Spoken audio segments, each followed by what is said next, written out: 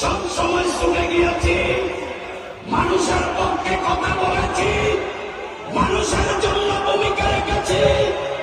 আজকে আপনাদের লাখ লাখ মানুষের উপস্থিতি আমার 40 বছরের যে ত্যাগ, সেই ত্যাগকে আপনারা সার্থকতা দিয়েছেন।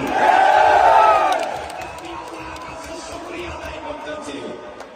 প্রিয় ভাইরা, কলেজ জীবনের ছাত্রলীগের মার খেয়েছি, শরীর থেকে অসংখ্যবার রক্ত ঝরিয়েছি, বিশ্ববিদ্যালয়ে শিবিরের মার খেয়েছি, অসংখ্যবার আমার শরীর থেকে রক্ত ঝরেছে, জেল কেটেছি, জাতীয় পার্টির মার খেয়েছি।